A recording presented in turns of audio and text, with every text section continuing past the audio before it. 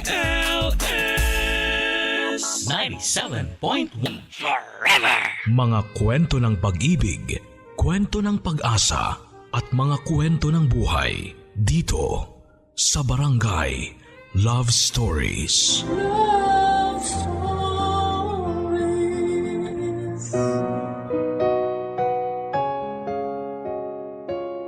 Ang pagsisiping sa kama ang isa sa mga paraan ng mag-asawa para maiparamdam sa isa't isa ang kanilang pagmamahalan.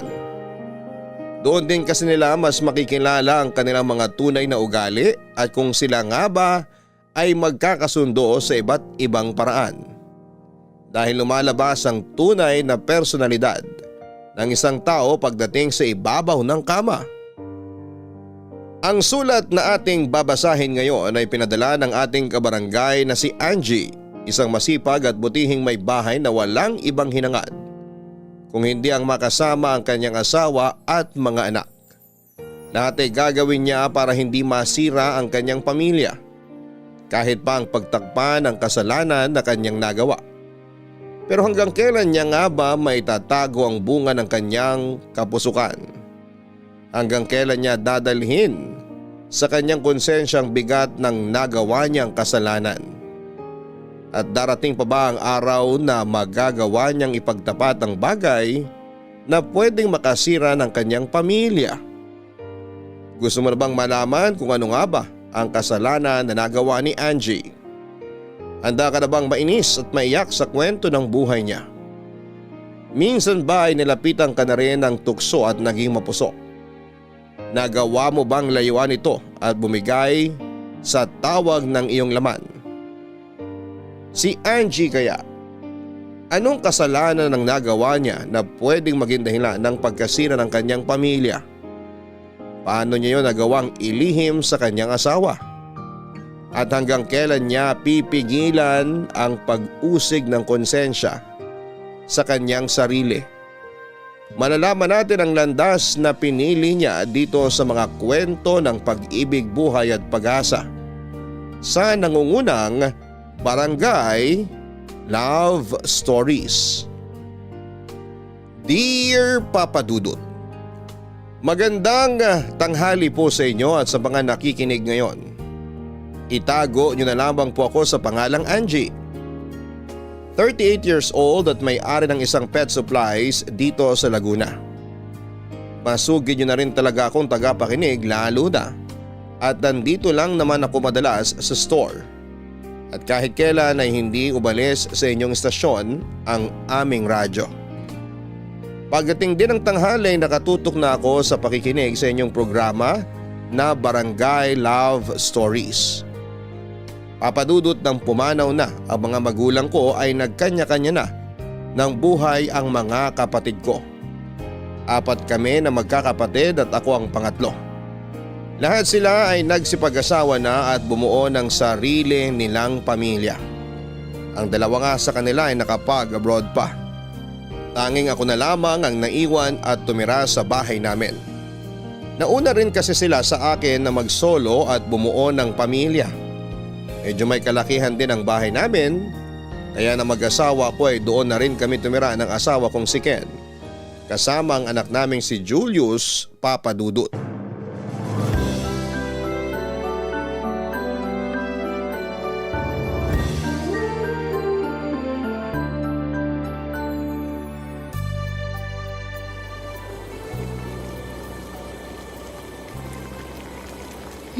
Tikman ko na nga tong niluto ko na sinigang na maya-maya. Pwede na. Luto na rin tong isda at gulay. Pwede ko nang patayin yung apoy sa kalan. Nay, maghahapunan na po ba? Oo, pag-uwi ng tatay mo. Malamang malapit na yun dito sa bahay. Pwede po ba na pumunta muna ako sa bahay ng kaklase ko? May kailangan lang po akong hiramin na libro sa kanya. Malapit lang naman po yung bahay nila dito. Hindi pa pwedeng bukas mo na lang hiramin yon? Kailangan ko na po kasi para sa gagawin kong assignment. Ipapasa ko bukas. Naiwan ko po kasi sa bag niya yung libro, kaya hindi ko nakuha nang magkahiwalay kami kaninang uwian namin. O sige, Pero wag ka nang magtatagal dun ha. Kunin mo lang yung libro tapos uwi ka na kagad. Pauwi na ang tatay mo kaya maghahain na rin ako. Opo, saglit lang po talaga ako. Okay, mag-iingat ka anak. Salamat po, Nanay. Bye po! Lagay ko na nga itong mga plato sa lamesa para masunod ko na rin itong mga baso.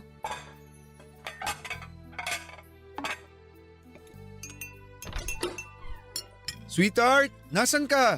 Nandito tagahain sa lamesa. Nakita ko si Julius sa labas. Pupunta raw siya sa kaklase niya. Nagpaalam ba anak mo sa'yo? Oo, sabi niya hihiramin niya lang yung libro nung kaklase niya. Sinabihan ko na rin na umuwi agad kasi nga kakain na tayo. Mabuti naman kung ganon. Ay, sweetheart, may maganda akong balita sa'yo. Ano yon at parang ang saya mo naman dyan. Naalala mo yung agency na kinukwento ko sa'yo?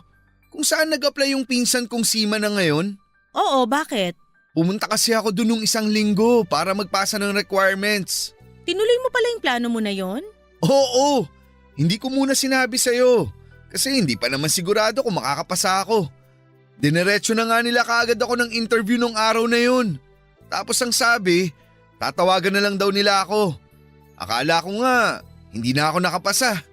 Pero tumawag sila sa akin kanina at pinagme-medical na nila ako. Kapag raw naipasa ko yung medical, pwede na raw ako makasama sa susunod na batch na makakasampa ng barko. Makakapagtrabaho na ako sa abroad, sweetheart. Matutupad na natin yung mga pangarap natin. Ito na yung magiging daan para mas guminhawa ang buhay natin. Ay, Oh, bakit parang hindi ka masaya? paano ako magiging masaya kung malalayo ka naman sa amin ng anak natin? Ken, alam mo naman sa umpisa pa lang, ayoko na dyan sa plano mo na yan. Ayoko na magtrabaho ka ng malayo sa amin ni Julius. Pero kailangan kong gawin to. Bakit? Maayos naman ang buhay natin dito ah. Pareho tayong may maayos na trabaho at nagagawa natin kumain ng 3 beses sa isang araw. At hayaan na lang natin na makontento tayo sa kung anong meron tayo ngayon? Bakit naman hindi? Alam mo naman na habang tumatagal, tumataas ang mga gastusin dito sa Pilipinas. Paano kung dumating ang araw na hindi na natin mapagkasya ang perang kinikita natin sa laki ng kailangan nating pagkagastusan? Ni wala nga tayong masyadong ipon eh. Kasi palaging sapat lang ang pera na kinikita natin para sa araw-araw na gastusin dito sa bahay. Hindi natin kailangan ng maraming pera, Ken. Kailangan natin. Paano kung magkasakit si Julius? O kaya ikaw o ako? Paano kung kailangan natin ng malaking pera para sa ospital? Hindi rin magtatagal mag-aaral sa college ang anak natin. Mahihirapan tayo na igapang yun. Maswerte tayo na may sarili tayong bahay ngayon. Oo nga, hindi tayo nagugutom sa araw-araw. Pero hindi naman siguro masama kung maghangad tayo ng konti nang higit pa sa pangangailangan natin. Gusto ko lang na maging handa tayo. Mahirap pero konting sakripisyo lang naman ang hinihingi ko sa iyo, Angie. Sakripisyo para sa anak natin.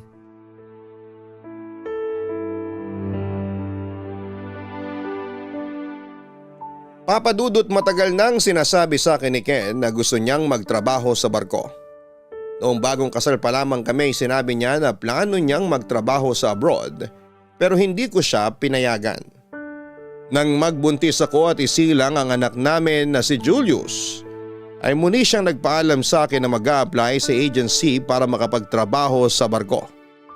Pero sinabi ko na hindi ko kayang alagaan ng mag-isa ang anak namin. Pero nang mag 8 years old na ang anak namin ay doon siya muling nagsimula na kumbinsihin ako tungkol sa plano niya na pagtatrabaho sa abroad. Malaki na raw kasi ang anak namin at hindi na alagain. Kaya hindi na ako mahihirapan kahit lumayo siya.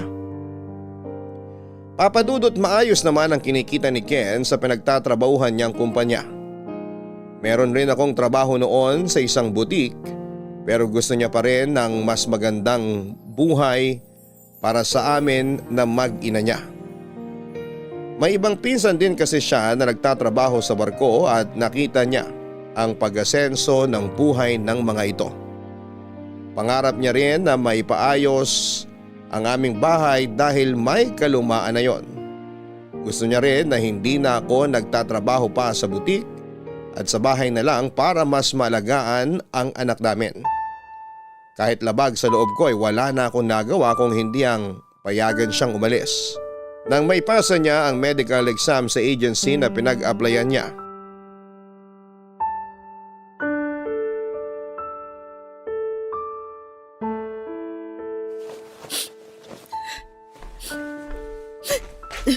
Nay, ito na po yung pinapakuha niyo na jacket ni tatay dun sa sampayan. Salamat anak. Umiiyak po ba kayo? Hindi. Ano lang. Medyo sinisipon lang ako. Umiiyak po kayo eh. Di po ba ang sabi ni tatay, dapat hindi po tayo malungkot kasi babalik din naman po siya kagad? Hindi naman talaga ako umiiyak. Sinisipon lang ako anak. Nay, wag na po kayong umiyak. Tutuparin naman po ni tatay ang pangako niya na uuwi siya kagad, di ba? Oo naman. Alam mo naman na walang pangako ang tatay mo na hindi niya tinupad. Saglit lang siya magtatrabaho sa malayo at babalikan niya tayo kagad. Julius, anak, bumili ka nga muna ng soft drink para… Oh, anong nangyayari dito? Si nanay po kasi, naabutan kong umiiyak dito sa kwarto habang inaayos mga damit niyo. Ay, sige Julius, bumili ka muna ng soft drink sa labas para sa merienda natin. Meron na diyang tinapay at palaman. Masarap mag soft drink kasi mainit ang panahon ngayon. O eto ang pera. Sige po tay, bibili na po ako. Bakit umiiyak ka na naman, sweetheart? Pasensya na. Hindi ko na rin kasi napigilan eh. Sobrang nalulungkot kasi ko habang nag-iimpake ng mga gamit mo. Pinag-usapan na natin to, di ba? Ken, hindi mo naman ako masisisi. Mula nung naging mag-asawa tayo, ito ang unang pagkakataon na malalayo ka sa amin ng matagal. Hindi yun madali para sa akin. At hindi rin yun madali para sa akin o kahit pa sa anak natin. Bakit kasi kailangan mo pang umalis? Angie, pinaliwanag ko na sa'yo ang mga dahilan ko. Pero hindi ko nga maintindihan. Maayos naman kasi ang trabaho natin dito pareho, kaya hindi mo na kailangan lumayo. Mas gusto ko kasi na dito ka na lang sa bahay para mas matutukan mo ang pag-aasikaso sa anak natin. Gusto ko rin na maipaayos na natin ang mga sira dito sa bahay. Tapos mapaganda natin to. At kapag nakaipon na ako, magtatayo tayo ng negosyo para hindi na natin kailangan na mamasukan. Eh di maghanap na lang tayo ng ibang trabaho na mas malaki ang kita para wag na natin gawin yung mga sinasabi mo. Ha? Anong trabaho naman yun? At ilang taon pa ang aabutin natin para magawa yung mga plano na sinasabi ko? Kahit ano pang maging trabaho natin dito sa Pilipinas, wala yun sa kikitain ko sa pagtatrabaho sa barko sa ibang bansa. Ang hirap lang kasi. Hindi ako sanay na hindi ka kasama, Ken. At hindi ko alam kung kailan ako masasanay. Sa umpisa lang naman mahirap ang lahat ng bagay. Isipin mo na lang na ginagawa natin ang sakripisyo na to para sa anak natin. Para sa kinabukasan niya. Angie, nahihirapan din naman talaga ako. Pero hindi ko lang masyadong pinapakita. Kasi ayoko na mas malungkot kayo ni Julius kapag nakita niyo akong nalulungkot sa pag-alis ko. Kaya kailangan mong maging matatag. Kasi ikaw lang kukuhanan ni Julius ng lakas habang wala ako sa tabi niyo. Konting tiis lang, Angie. Mabilis lang na lilipas ang ilang taon at babalik din kaagad ako dito sa bahay natin. Pangako.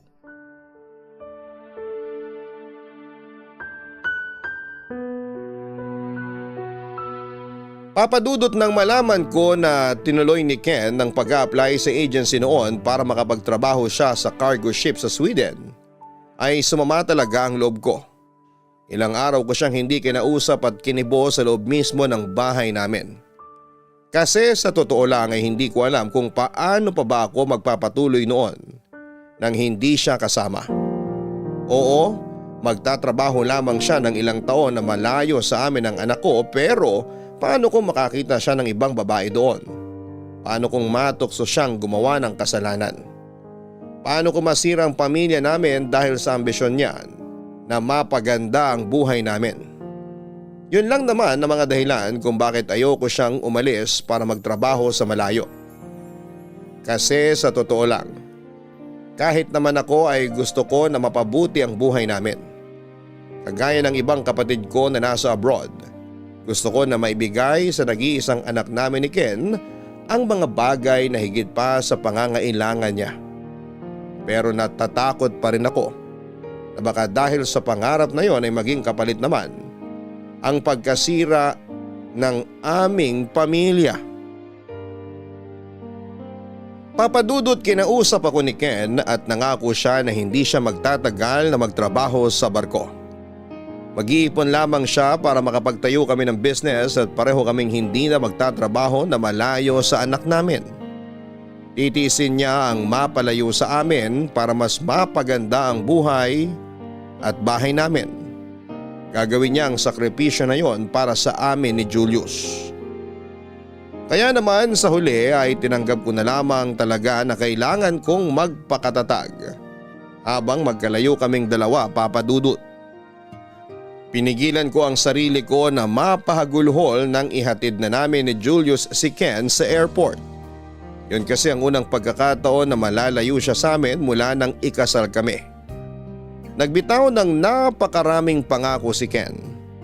Mga pangako para sa amin ng anak namin. Nangako rin ako sa kanya na pipigilan ko ang sarili ko na maiyak. Dahil baka malungkot din si Julius. Papa's boy pa naman siya kaya hindi rin madali para sa kanya ang pag-alis ni Ken. Pero palagi kong sinasabi kay Julius na kapag umuwi na si Ken, ay hindi na ito muling aalis at lalayo pa sa amin, Papa Dudut. Tapos tay, sabi pala ni teacher, ako raw po ang second honor sa classroom. Ang galing naman talaga ng anak namin. Sabi nga po ni nanay, ibibili niya ako ng bagong sapatos kasi may sasabit na naman siyang medal sa akin sa recognition day. Talaga? May medal ka ulit? Opo tay! Alam niyo naman na palagi kong sinisipaagan ng pag-aaral ko para sa inyo. Kaya naman proud na proud kami sa'yo ng nanay mo. Kasi napakatalino mong bata. Ano pa bang gusto mo na bilhin sa'yo ni nanay? Wala naman po kasi okay na yung bagong sapatos na bibili niya sa akin. Sa akin ba? Anong gusto mong ipabili para maipadala ko dyan sa Pilipinas kapag may pera na ako dito? Isa lang naman po ang palaging request ko sa inyo Ano yun? Ang umuwi po kayo. Ay, medyo matagal-tagal pa anak. Huwag kang mag-alala. Kapag umuwi na ako, hindi na ako aalis pa ulit. Promise niyo po yan tay ha? Oo, promise na promise. Anak, matulog ka na. Mag-good night ka na sa tatay mo. May pasok ka pa bukas, hindi ka pwedeng mapuyat. Sige po nay, saglit na lang po. Tay, matutulog na po ako. Ingat po kayo dyan palagi. I love you po. I love you too anak. Pakabait ka palagi kay nanay. Good night. Opo tay, good night po. Nay, pupunta na po ako sa kwarto ko. Okay, sige. Pakisara na lang yung pinto. Mukhang ang saya ng kwentuhan niyo ni Julius habang nagtitiklop ako ng mga damit sa sala. Rinig na rinig ko hanggang dun yung boses ng anak natin. Kinuwento niya kasi na may medal na naman siyang matatanggap ngayong darating na recognition day nila. Oo, ang galing ng anak natin, no? Siyempre, mana sa tatay Anong mana sa'yo? Sa akin kaya nagmana ng katalinuhan yung bata na yan. Nakita mo naman yung mga medal ko na nakatago dito sa bahay. Napakarami. Sa bagay, ako kasi, arinolang butas lang ang medal ko. Sira, kung ano-ano na naman yung sinasabi mo. Pinapatawa lang kita kasi na-miss ko yung mga ngiti mo. Gusto mo na rin bang matulog? Medyo late na rin kasi dyan, di ba? Oo, pero hindi pa naman ako inaantok. Ikaw ba? Busy ka na ba dyan? Hindi naman, kasi mamaya pa yung trabaho ko. May 1 oras pa ako na pwedeng ipahinga dito sa kwarto. Ayan, sakto. Gawin uli natin yung dati. Namimiss ko na kasi uli yun eh. Anong dati? Alam mo na yun, sweetheart. Sigurado naman ako na namimiss mo na rin yung sexy time natin. Yun ba? Nako, sobrang miss ko na nga. Kung alam mo lang. Ayan, sige. Gawin na lang uli natin yung dati para sabay tayong makaraos. Pagtiisan muna natin na dito gawin yung sa video call kasi magkalayo tayo ngayon. Wala naman tayong magagawa.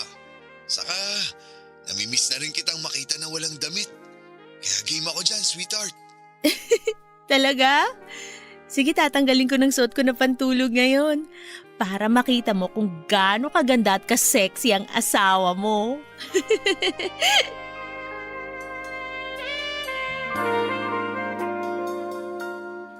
Papa Dudut, ang unang taon ni Ken sa barko ang pinakamahirap para sa akin.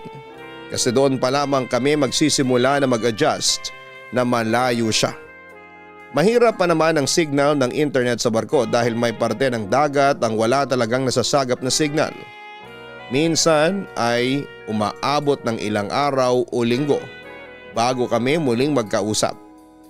Kaya naman sinusulit ko talaga ang oras kapag magka-video call kaming dalawa. Lalo na pagdating sa romansahan. Aaminin ko, Papa Dudut, na sa aming dalawa ng asawa kong si Ken, ako talaga ang mas mapusok pagdating sa kama. Ako rin ang mas makulit o sabihin na nating mas mahilig pagdating sa romansa. Kaya naman kahit magkalayo kaming dalawa ay gumagawa pa rin kami ng paraan para mairaos ang init na aming nararamdaman. Mabuti na nga lang at may sarili siyang kwarto sa barko. Kaya hindi siya nahihirapan na gawin yon. Sa ganong paraan kahit papaano ay naibibigay rin namin sa bawat isang pangangailangan ng aming mga katawan, Papa Dudut.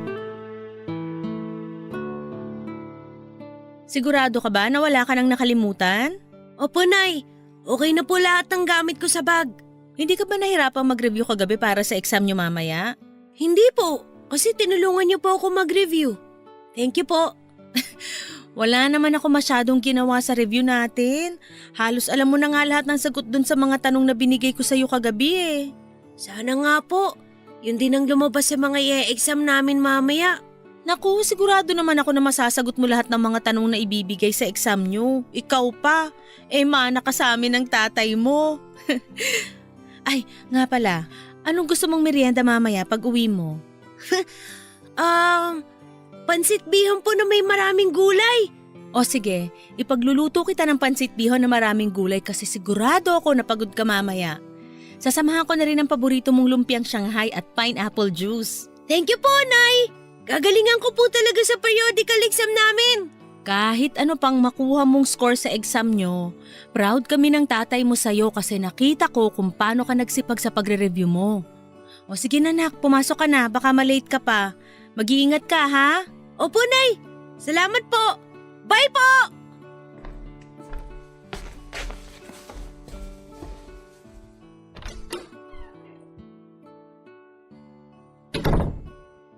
Ay, makapagligpit na nga muna para makapaglaban na rin ako ng mga damit namin. Ay, ayan na yata yung mag-deliver ng tubig. Sandali lang! Kuya, pakipasok na lang yung mga galon ng tubig. Tapos eto naman yung mga wala ng laman. Kukuha lang ako ng pambayad ko sa inyo sandali ha. Sorry pero hindi ako nagdi-deliver ng tubig. Ay, naku, pasensya ka na. Akala ko kayo yung tinawagan ko para sa mineral water na in-order ko. Sino po pala sila? Angie, ako to. Si Dennis. Hindi mo na ba ako nakikilala? Dennis?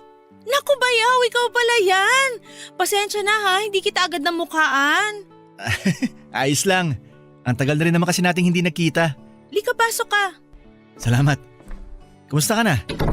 Ayos naman, pero medyo tumaba. Di naman masyado. Parang wala naman nagbago sa itsura mo eh. Ganon pa rin itsura mo nung huli kitang makita nung kasal nyo ni Kuya Ken. Talaga? Oo. Parang di ka talaga tumanda. Samantalang ako, eto. Ang laki ng pinayat kasi batak sa trabaho. Bagay naman sa iyo yung ganyang katawan.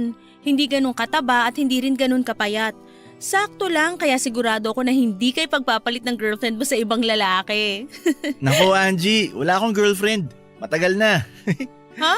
Paano naman nangyari yun? Anong ibig mong sabihin na paano naman nangyari yun? Kasi ang alam ko nung umattend ka ng kasal namin ni Ken, may girlfriend ka na kasama nun. Ah, yun ba? Hindi ko girlfriend yun. Sinama ko lang para hindi ako tuksohin ng mga kamag-anak namin na pumunta nung kasal nyo.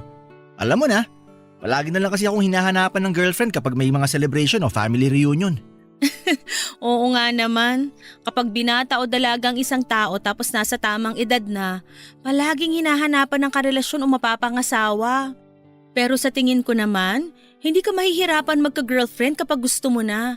At sigurado rin ako na maraming babae ang naghahabol sa'yo ngayon. Sa totoo lang, hindi naman sa pagyayabang pero may ilan ngang mga babae na nagpaparamdam sa akin na ligawan ko sila. Kaya lang, hindi pa talaga ako handa na magseryoso. Mabuti nga si Kuya Ken, nakilala ka kaagad. Ganun talaga siguro yun, no? Kapag nakilala mo ng tao na siseryosohin mo, hindi ka na magdadalawang isip na lumagi sa tahimik na buhay. Pero sa parte ko ngayon, di ko pa siya nakikilala kaya enjoyin ko muna ang buhay binata ko. Papa Dudut, sinabi ni Ken sa akin na minessage raw siya ng nakababatang kapatid niyang si Dennis at nakikiusap na sa aming tumira. Sa Laguna raw kasi ito na-assign bilang foreman sa isang construction site. Malaking project daw yon at matatagalan siya sa Laguna kaya kailangan niya ng matutuluyan. At dahil may bakanting kwarto sa bahay ay pumayag na rin ako, lalo na nga at magbabayad din naman ng upa doon ng bayaw ko. Papadudot, kaedad ko lang din halos ang bayaw ko. Sa pagkakatanda ko ay parang 3 beses ko pa lamang siyang nakita noon. Ang huling beses ay noong araw ng kasal namin ni Ken. Kaya limot ko na rin talaga ang itsura niya.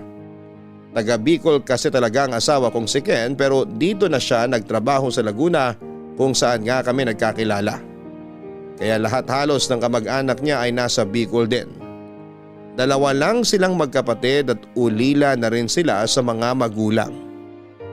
At nang magkaroon nga ng trabaho sa Laguna si Dennis, ang asawa kong si Ken kaagad ang naisipan niyang lapitan para sa bahay na pwede niyang tuluyan noon. Okay namang makisama si Dennis nang tumira siya sa bahay namin, Papa Dudut. Hindi kami madalas mag-usap dahil maaga siyang umaalis ng bahay at malalim na ang gabi kung umuuwi siya. Paminsan-minsan din naman kapag wala siyang trabaho ay nagluluto siya sa kusina at nakakatuwa lang na makita ko na nakikipaglaro siya sa anak kong si Julius. May basketball court kasi na malapit sa bahay namin at doon madalas na maglaro si Julius. Nang mapadaan ako doon ay nakita ko na tinuturuan niya si Julius kung paano tumakbo at mag-shoot ng bola sa ring. Para nga silang mag-ama na nagbabanding noon. Natuwa din ang asawa kong si Ken nang ikwento ko yon sa kanya, Papa Dudut. Ang sabi niya at least kahit papaano ay napupuna ni Dennis ang pagkukulang niya bilang ama sa anak namin. Nakita ko rin na mahilig talaga sa mga bata si Dennis dahil kahit yung mga bata sa kapitbahay namin ay binabati at nginingitian niya. Naisip ko na siguro ay gusto niya na rin magkaanak pero sadyang wala pa siyang nobya kaya hindi niya magawa yon. Hindi rin naman kami masyadong nag-uusap na dalawa tungkol sa personal na buhay niya. Pero nang minsang mainis ako dahil hindi ko makontak si Ken ng ilang araw, ay naisipan ko na uminom ng alak sa may sala ng bahay. At naging daan yon para magkaroon kami ng oras na makapag-usap ng bayaw kong si Dennis, Papa Dudut.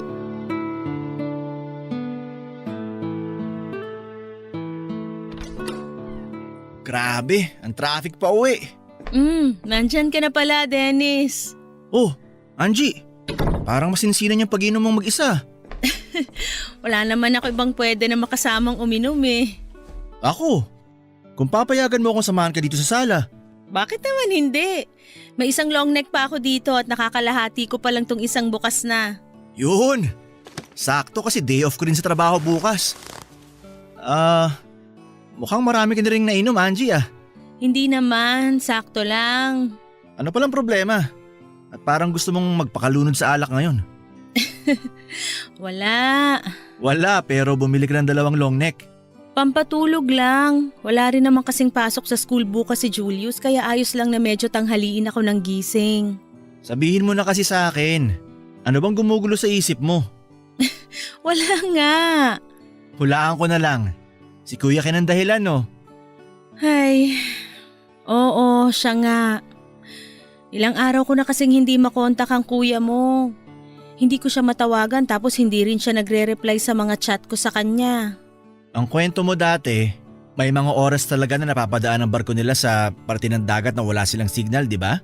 Baka kaya hindi siya makareply. Kasi nga, ayun, walang signal kung nasa naman sila ngayon. Kahit na. Dapat gawan pa rin niya ng paraan. Alam naman niya na palagi kong naghihintay ng chat o tawag niya sa akin eh. Saka alam niya rin na may pangangailangan ako bilang asawa niya. Kagaya naman ng ano? Alam mo na kung ano yun. Hindi ka naman na bata para hindi malaman yun. Okay. Gets ko na. Akala ko iba pa yung tinutukoy mo. Kami rin namang mga lalaki. May pangangailangan na kagaya ng sa inyong mga babae. Nahihirapan din kaya kami kapag matagal na kaming walang nakakaromansa. Ikaw ba? Kailan ka huling beses na may nakasiping sa kama? Nako, matagal na. Hindi ko na nga matandaan eh. Masyado ko na kasing ginugulang oras ko sa trabaho kaya ayun, nawalan na ako ng oras para doon. Hindi mo hinahanap-hanap? Siyempre palagi kong hinahanap-hanap. Kung ako nga lang si Kuya Ken, hindi na ako magtatrabaho para iwan ka ng matagal dito sa bahay. Sa ganda mong yan, hindi ako makakatiis na hindi ka mayakap o mahalikan araw-araw. Lasing ka na yata, ang lakas mong mambola eh. Hindi pambobola yun, Angie. Bakit ba kasi hindi ka pa mag-girlfriend? Pihikan kasi ako pagdating sa babae, kaya hirap ako makahanap. Kaya pala ang sabi mo, wala ka talagang girlfriend. Akala ko lalaki ang hanap mo kaya hindi ka na nag-girlfriend eh. Uy, grabe ka sa akin ha. Straight ako. Tsaka kung alam mo lang, yung mga babaeng dumaan sa akin, hirap silang makalimutan ako. Talaga? Oo. Gusto mo, patunayan ko pa sa'yo eh. Ano namang patutunayan mo sa akin? Na masarap ako pagdating sa romansa. Kaya hindi ako makalimutan ng mga ex ko. Naku, yung mga ganyang salitaan, hanggang bibig lang yan. Sigurado ako na mahina ka sa kama. Karamihan naman kasi sa inyo puro yabang lang pero kapag romansahan na… Bakit mo ako hinalikan, Dennis? Kasi alam ko na gusto mong halikan kita. Pareho lang naman tayo, Angie. Pareho tayong may pangangailangan. Kaya ngayong gabi, ibibigay ko sa iyo ang kailangan mo na hindi maibigay ng kapatid ko.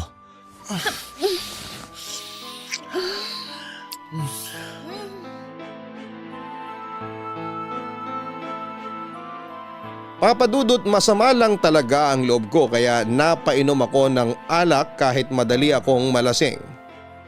Naiinis ako kasi nami-miss ko na ang asawa kong si Ken pero hindi ko man lang siya makontak. Ang dami ko ng chat sa kanya pero 3 araw na siyang hindi nagre-reply sa akin. Nagsabi naman siya na mapapadaan na naman sila sa parte ng dagat na mahirap ang signal. Kaya hindi naman siya makakatawag o chat sa akin pero hindi ko pa rin maiwasan ang mainis. Hanggang sa ayun nga, naibaling ko sa alak ang nararamdaman ko para lamang ma-relax ako noon, Papadudot. Napakwento na rin ako kay Dennis ng tungkol sa saloobin ko sa asawa ko. Na hindi talaga madali para sa isang may bahay na kagaya ko ang malayo sa mister. Dahil lahat naman tayo ay may pangangailangan bilang isang asawa. Pero wala sa isip o plano ko noon ang mga sumunod na nangyari. Hindi ko naisip na pwede akong malasing at matukso sa tawag ng aking laman, Papadudot.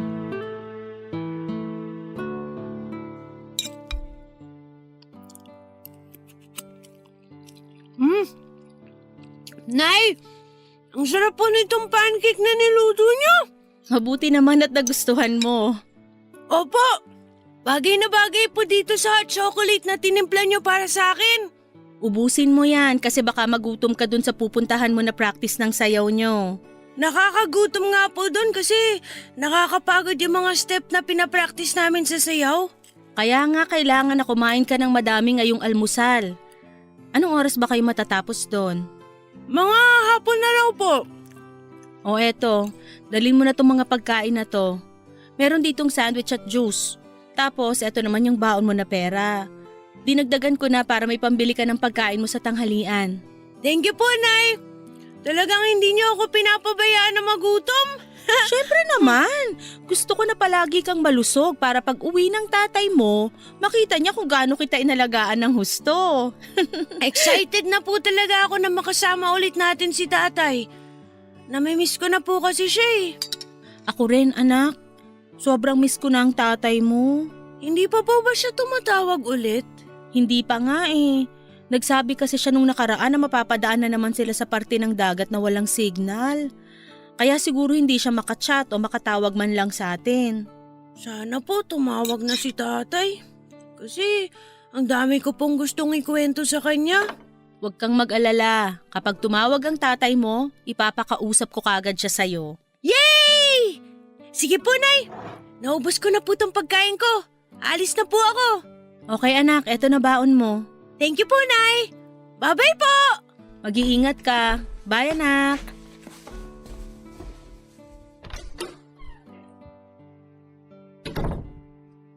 Ay, ligpitin ko muna to bago ako pumunta sa palengke. Ay, kabayo! Good morning. Dennis, ano ba? Bakit bigla ka nalang yumayakap dyan sa may likuran ko? Bitawan mo nga ako. Bakit naman ang sungit mo, Angie? Ang aga-aga eh.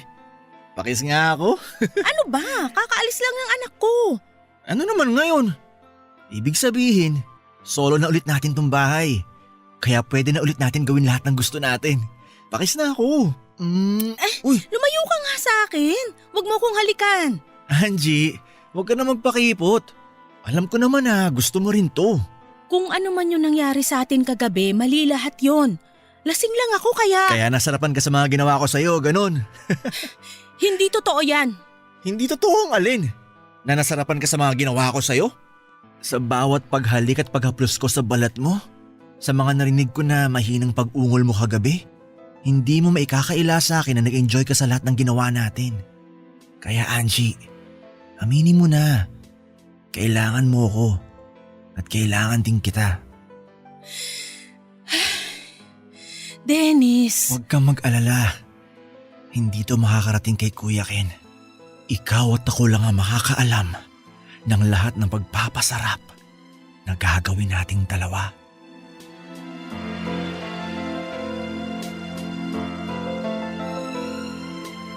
Papadudot ng mga oras na nilamo na ng init at espiritu ng alak ang katawan ko at bumigay na ako sa bayaw kong si Dennis, ay doon namin yon ginawa sa kwarto na inuupahan niya. Sobrang sabik talaga ako noon sa romansa kaya ilang oras kaming nagpalitan ng laway at init ng katawan. Hanggang sa pareho kaming sumuko, mapagod at makatulog. Nagising ako ng alas 5 ng madaling araw na wala ng bakas ng kahit na anong kalasingan. Bigla rin akong natauhan noon lalo na nang makita ko ang sarili ko na walang saplot sa katawan habang nakayakap sa hubad ding katawan ng bayaw ko. Kaagad akong umalis sa tabi niya at lumabas ng kwarto. Doon ko naramdaman ang pagsisisi sa nagawa kong kasalanan. Sinabi ko noon na hindi ko na yon uulitin pa. Hindi ko nahahayaan na magkasala ulit ako sa asawa ko na isang beses lamang akong magkakamali at itatama ko na ang lahat. Pero sadyang mahirap iwasan ang tawag ng laman lalo na sa mga oras na nangungulila ako. Kaya naman muli akong bumigay at may nangyari sa amin ang bayaw kong si Dennis. Sa mismong kwarto pa namin ng asawa kong si Ken, Papadudot. Papadudot, doon na nagsimulang magtuloy-tuloy ang maling ginagawa namin ni Dennis. Lalo na kapag may mga araw na hindi nakakatawag sa akin si Ken. Minsan nga mas okay na sa akin yung hindi siya tumatawag. Parang hindi ko na siya masyadong nami-miss. Hindi ko naman masasabi na may relasyon kami ni Dennis dahil tawag lang ng laman ang dahilan kung bakit hinahayaan ko na may mangyari sa aming dalawa. Kumbagay ginagamit ko lang si Dennis para mapuna ng pangangailangan ng katawan ko bilang isang babae. Sa totoo lang kasi hindi hamak na mas gwapo si Dennis kesa sa asawa kong si Ken. Mas matangkad siya, mas maganda ang pangangatawan at maganda rin ang kanyang mga mata. Ang asawa ko kasi may kaliitan, malaki ang tiyan tapos sira na ang ngipin sa harapan. Naisip ko nga noon na siguro'y kung nauna ko lang nakilala si Dennis kesa kay Ken, baka siya ang napili ko na mapangasawa. Dahil sa itsura at galing ni Dennis pagdating sa romansa, walang babae ang hindi magkakagusto sa kanya. Pero nang mga oras na yon ay sigurado naman akong mahal ko ang asawa kong si Ken. Sadyang kailangan ko lang ang bayaw kong si Dennis para hindi ko na hanap-hanapin ang sarap ng pakikipagromansahan sa isang lalaki, Papa Dudut.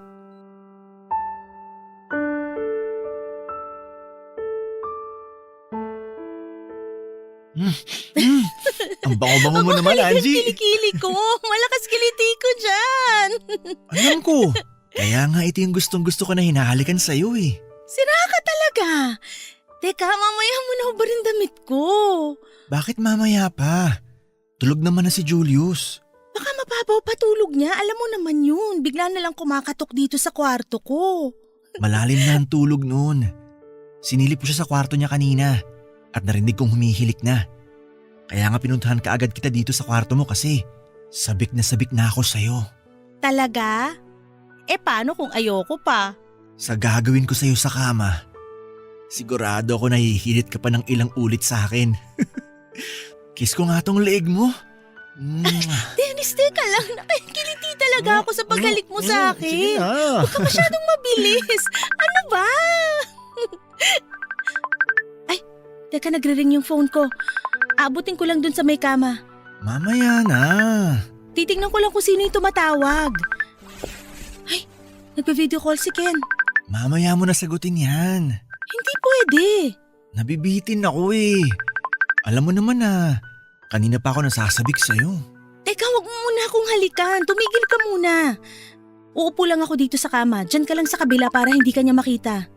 Ay, sige. Bilisan mo lang ha. Baba mo rin agad yung tawag. Oo, ibababa ko rin agad to. Sige na, sasagutin ko lang tong video call niya. Huwag ka maingay ha. Hi, sweetheart. Sweetheart, buti gising ka pa. Akala ko tulog ka na kasi ang tagal mong sumagot eh. Sorry sweetheart. Ano kasi galing ako sa labas ng kwarto tapos nandito sa kama tong cellphone kaya hindi ko kagad nasagot. Ayos lang. Si Julius ba? Gising pa? Naku, kanina pa tulog. Napagod siya sa paggawa ng school project niya. Sayang, kasi gusto ko pa naman sana siyang makausap. Sasabihin ko na lang sa kanya bukas na tumawag ka. Sigurado ako na maghihintay yun sa tawag mo uli. Okay, sige. Teka, ano yung mapula sa leeg mo? Ha? Ano lang to? Rashes kasi alam mo na mainit na ang panahon ngayon dito. Kaya nagkaka-rashes na naman ako. Lagyan mo na ng gamot bago pa yan lumala. Nilagyan ko na to kanina. Baka bukas wala na rin to. Sweetheart, matutulog ka na ba? Oo sana. Bakit mo natanong? Baka kasi pwede na, alam mo na, yung kagaya ng dati. Namimiss ko na kasi yung sexy time natin sa video call eh. Ha? Ano pagod rin kasi ko ngayon. Ang dami ko kasing nilaban kanina. Kahit saglit lang. Hindi ba talaga pwede? Next time na lang, sweetheart. Pagod kasi talaga ako. Naglinis din kasi ako ng lababo at banyo kaya ang sakit ng katawan ko. Ganun ba? O sige, ayos lang. Magpahinga ka na lang muna. Okay, sweetheart. Magpahinga ka na rin dyan, ha? Bye! Bye, sweetheart. Sa wakas natapos din. Kanina pa ako nagiinit sa'yo, Angie. Ikaw talaga? Nilagyan mo na naman ako ng chikinini sa leeg ko. Napansin tuloy ni Ken kanina. Nagawan mo naman ng palusot ah. Bitaw mo na yung cellphone mo. Kasi sisimulan ko ng pasakitin ulit yung katawan mo nang dahil sa sarap. Nakakainis ka talaga. Ang hirap mong tanggihan. Sabi ko naman sa'yo eh. Sa oras na matikman mo ko, babalik-balikan mo pagkalalaki ko hanggang sa maadik ka sa sobrang sarap.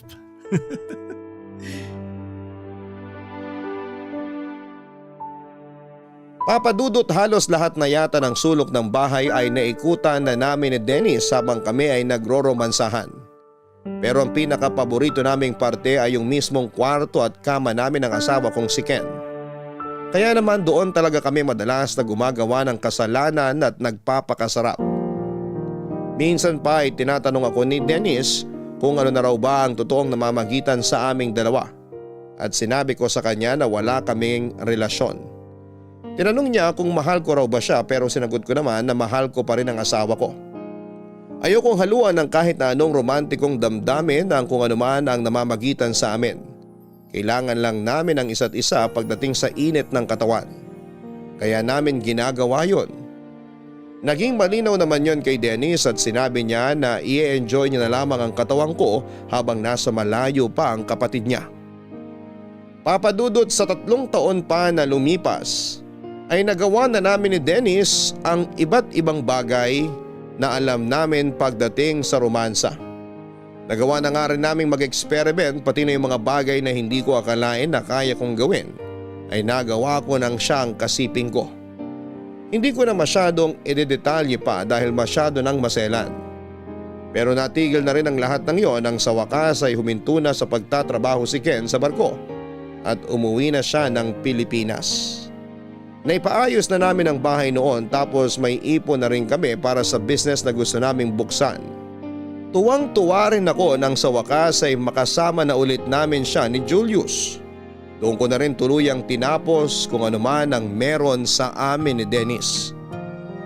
Kaya lang 1 buwan pa lamang ang nakakalipas mula nang makauwi si Ken nang magdalang tawa ko.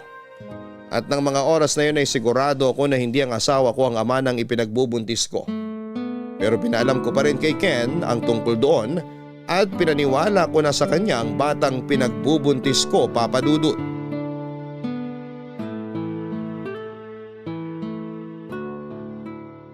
Aalis ka, sweetheart? Oo, aayusin ko yung mga permit na kailangan para sa bubuksan natin na pet supply store. Baka nga pala hindi na rin ako makakain dito ng tanghalian. Ganun ba? Sayang naman kasi lulutuin ko sana yung paborito mo. Matagal ka na rin nagre-request ng kare-kare, di ba? Pwede ko pa namang kainin yun sa hapunan. Paborito rin yun ni Julius. Kaya sigurado ako na matutuwa siya kapag yun ang ulam natin mamaya. Okay, sige. Mamaya ko na lang iluluto yun para sa hapunan. Ikaw ba, sweetheart? Anong gusto mong pasalubong mamaya? Wala naman. Sapat na sa akin yung umuwi ka kagad dito sa bahay. Hindi pa nga ako nakakaalis. Pinapauwi mo na ako kaagad. Siyempre naman. Ilang taong ka rin nawala dito kaya kung pwede lang, hindi ka na umalis-alis eh. Kapag naging maayos na tong plano nating negosyo, hindi na talaga ako aalis. Kaya nga tiniis ko na malayo sa inyo ni Julius at magtrabaho sa barko ng ilang taon para talagang makapag-ipon ako. Kasi ang gusto ko, magkakasama na lang tayo dito sa bahay. Lalo na ngayong magkakaanak na ulit tayo. Ewan ko ba? Gusto ko lang na lagi kang nakikita dito sa bahay. Baka nga pinaglilihian lang kita, sweetheart. Magkakape ka ba muna bago umalis? Hindi na, sweetheart. Kailangan ko rin kasing pumila ng maaga dun. Alam mo na, kapag mga ganitong permit, palaging mahaba ang pila. Oh, Kuya Ken, aalis ka? Oo, may aayusin lang ako mga permit para sa bubuksan naming negosyo. Papasok ka na rin ba sa trabaho mo? Oo. Gusto mo ba na sabay na tayo? Paalis na rin kasi ako eh. Maya-maya pa ako kasi magkakapisahan na muna ako. Ganun ba? O sige, mauna na ako sa'yo. Sweetheart, huwag ka na masyadong magkikilos dito sa bahay ha. Alam mo naman na ayokong napapagod ka eh. Lalo na si baby. Kung may gusto kang ayusin o linisin dito, ako na lang gagawa nun bukas, okay? Opo, sweetheart. Aalis na ako. I love you. I love you too. Hoy, Dennis. Ano yun, Kuya? Ninong ka sa second baby namin ni Angie ha? Oo naman, syempre. Dapat ninong talaga ako sa second baby niyo ni Angie. Ayun! Salamat ha. Para na rin sa pagbabantay mo sa kanila dito sa bahay ni Julius habang nasa malayo ako. Ano ka ba? Wala yun. Magkapatid tayo. Kaya maasahan mo ako palagi. Salamat ulit. O sige, alis na rin ako. Una na muna ako sa inyo. Bye, sweetheart. Mag-iingat ka ha. Angie, sandali lang. Dennis, bitawan mo braso ko. Marami akong gagawin sa kwarto namin ni Ken kaya umalis ka na rin dyan sa harapan ko. Kailangan natin mag-usap. Wala tayong dapat na pag-usapan. Alam mo na meron. Dennis, kung ano man ang namagitan sa ating dalawa, may usapan tayo, di ba? Tatapusin natin yon sa oras na umuwi na ang asawa ko. Pero hindi ko hayaan na siyang kikilalaning tatay na magiging anak natin dalawa. Ano bang sinasabi mo? Hindi mo anak ang pinagbubuntis ko. Huwag ka na magsinungaling. Alam ko ng totoo, Angie. Kung ano man yang nasa isip mo, nagkakamali ka. Si Ken ang tatay ng baby ko, kaya tigilan mo na ako. May katibayan ako. At kaya kong patunayan yun kay Kuya Ken. Nakita ko medical records ng initial check-up mo sa OB-GYN. Nakalagay doon na mahigit 1 buwan ka ng buntis. Ibig sabihin, buntis ka na bago pa makauwi si Kuya dito sa Pilipinas. Kaya sigurado ako na ako ang tatay ng baby mo. At kailangan na malaman ni Kuya Ken kung ano ang totoo. Tumahimik ka! Tumigil ka na sa mga sinasabi mo kasi kahit kailan, hindi ko hahayaan na malaman ni Ken ang namagitan sa ating dalawa. Hindi ako papayag na masira ang pamilya ko. Di rin ako papayag na tanggalan mo ko ng karapatan sa magiging anak ko. Kaya sa ayaw at sa gusto mo, sasabihin ko na lahat mamaya kay Kuya Ken. Nakuna ko ng picture sa cellphone ko medical document ng initial check-up mo. At yun ang ipapakita ko sa kanya. Dennis, please naman! Huwag mong gagawin yun! Kapag nalaman niya ang totoo, iiwanan niya ako! Makikipaghiwalay siya sa akin! Eh ano naman kung gawin niya yun sa'yo? Handa naman akong panagutan ka eh. Papatunayan ko sa'yo na hindi lang ako mas magaling kay Kuya Ken pagdating sa kama. Kaya ko rin maging responsableng asawa sa'yo at tatay sa magiging anak natin. Pero hindi nga pwede! Bakit hindi? Kasi hindi kita mahal! Naiintindihan mo ba yon? Si Ken ang mahal ko kaya hindi ko hahayaan na masira ang pamilya ko! Matagal nang sira ang pamilya mo, Angie. At ikaw mismo ang sumira sa pamilya mo mula nung hayaan mo na may mangyari sa ating dalawa. Kaya sa ayaw at sa gusto mo, ipapaalam ko na kay Kuya Ken lahat na nangyari sa ating dalawa.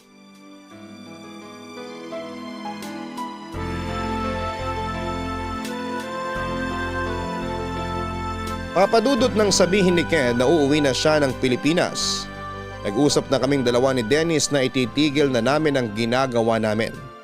Nung una nga ay ayaw pa niya at sinabi niya na handa siyang maging totoong kabit ko. Yung tipo na kahit magkasama na ulit kami ni Ken sa bahay ay maghihintay na lamang siya ng mga nakaw na sandali para sa aming dalawa. Pero hindi ako pumayag dahil natatakot talaga ako noon na baka tuluyan ang masira ang pamilya ko. Ayokong malaman ni Ken ang naging kasalanan ko sa kanya at sa relasyon namin. Kaya sinabi ko na hindi pwedeng mangyari ang gusto ni Dennis. Pumayag naman siya na tuluyan ang matapos ang namamagitan sa amin. Pero may nangyari pa sa aming dalawa ng araw din na yon. At naramdaman ko rin talaga na sinadya niyang mabuntis ako ng huling beses na may nangyari sa aming dalawa. Nang makauwi naman sa bahay si Ken mula sa ibang bansa ay naiyak siyang niyakap ako at ang anak naming si Julius, Papadudot. Labis din ang pasasalamat niya noon kay Dennis dahil sa pagbabantay daw nito sa amin ni Julius. Palihim pa kaming nagkatinginan ng bayaw ko habang yakap ito ng asawa ko. At grabe talaga ang pag-usig sa akin ng konsensya ko noon. Kaya naman pinilit kong makabawi kay Ken. Naging mas malambing ako sa kanya at pagdating sa pakikipagromansahan, ako talaga ang mas nagtatrabaho. Nagulat nga siya dahil parang ang dami ko na raw alam na gawin. Sinabi ko lang na pinag-aralan ko yon para makabawi kami sa pag-uwi niya. Papadudot ng ma-delay ang menstruation period ko ay nag-pregnancy test na nga kaagad ako noon. At naiyak ako sa kaba nang makita ko na positive ang lumabas na resulta. Mabuti na lamang at ako lang mag-isa noon sa bahay. Kinakabahan ako kasi malakas na ang kutob ko. Ang bayaw kong si Dennis ang tatay ng ipinagbubuntis ko. Kaya naman nagpa-check up na rin ako noon at nalaman ko nga na mahigit 1 buwan na akong nagdadalang tao. Doon ko nakumpirma na tamang hinala ko kasi 1 buwan pa lamang si Ken noon sa bahay namin. Papadudot hindi ko na talaga alam ang gagawin ko noon lalo na nang pagbantaan ako ni Dennis. Nasasabihin niya sa asawa ko ang tungkol sa aming dalawa.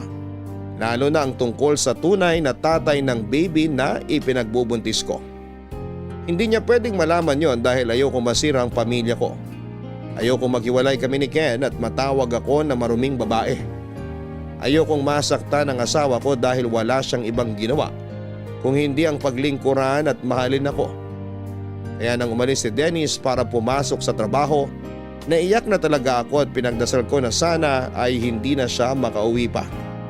Dahil ayoko na magkaharap silang magkapatid at malaman ng asawa ko ang tungkol sa amin ang bayaw ko. Hindi ko alam papadudot kung papaanong tila pinakinggan ang dasal ko ng mismong araw din na yon. Buong maghapon akong hindi mapakali dahil sa pagbabanta na iniwan sa akin ni Dennis.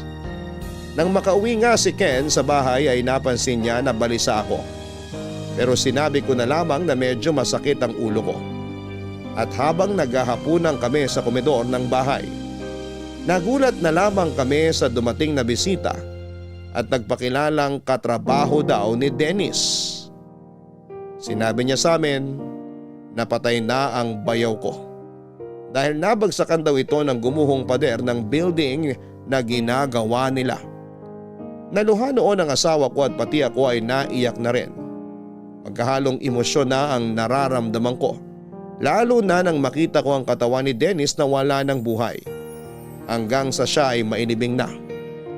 Naiyak ako dahil pakiramdam ko ako ang may kasalanan kung bakit siya namatay. Papadudot ilang taon na rin ang nakalipas mula nang mangyari ito at ngayon ay mag-aapat na taon na ang pangalawang anak ko. Habang lumalaki siya ay mas nagiging kamukha siya ni Dennis. Ni wala siyang nakuhang kahit na anong itsura namin ng asawa kong si Ken. Palagi pa ngang nagbibiro si Ken na siguro raw ay kay Dennis ko pinaglihi ang anak namin kaya kamukhang kamukha ito ng kapatid niya. Ang hindi niya alam, ang kapatid niya mismo ang tunay na tatay ng pangalawang anak ko. Sa ngayon ay naguguluhan na ako sa kung ano nga ba ang dapat kong gawin. Dapat ko pa bang ipaalam kay Ken na hindi siya ang tatay ng pangalawang anak ko? Pero bakit ko pa gagawin yon kung patay na rin naman ang kapatid niya? Dapat bang hayaan ko na lamang na si Ken ang kilalaning tunay na tatay ng pangalawang anak ko?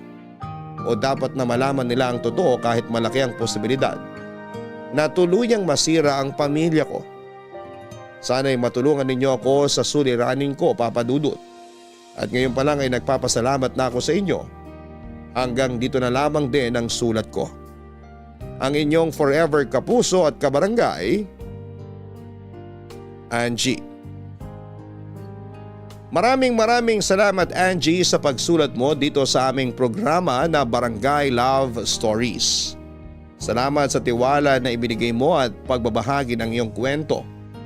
Sa totoo lang alam ko naman na batid mo ang bagay na dapat mong gawin. Alam mo ang mga sagot sa tanong na ibinigay mo kanina.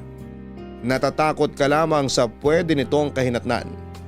Natatakot ka sa magiging resulta sa oras na gawin mo ng tama ang mali. Pero hindi mo na kasi maibabalik pa ang nakaraan, Angie. Hindi mo na magagawa pang bawiin ang kasalanan na nagawa mo sa iyong asawa. At hindi mo rin pwedeng ipagkait sa kanya sa habang buhay ang katotohanan tungkol sa anak mo na inakala rin ni Ken na anak niya. Darating ang panahon na kakailanganin mo ring ipaalam sa pangalawang anak mo kung sino ba ang tunay niyang ama. Sadyang napakahirap lang gawin yon. Lalo na ang kahinatnan sa oras na ipagtapat mo na sa kanila ang katotohanan. Pero wala kang ibang pagpipilian dahil nakagawa ka ng pagkakamali. Mas mabuti rin na sa iyo na malaman ng asawa mo ang katotohanan kaysa sa ibang tao pa. Ipagdasal mo na lang sana na maging maayos pa rin ang pamilya ninyo sa oras na magawa mo ng itama ang lahat. Hanggang sa muli, ako po ang inyong si Papa Dudut sa mga kwento ng pag-ibig, buhay at pag-asa sa Barangay Love Stories number 1.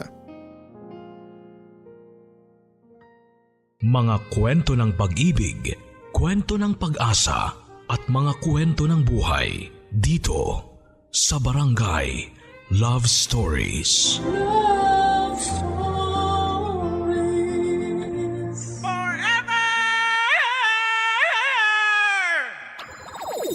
Nagustuhan ng iyong napakinggan? Ituloy yan via live stream sa www.gmanetwork.com/radio.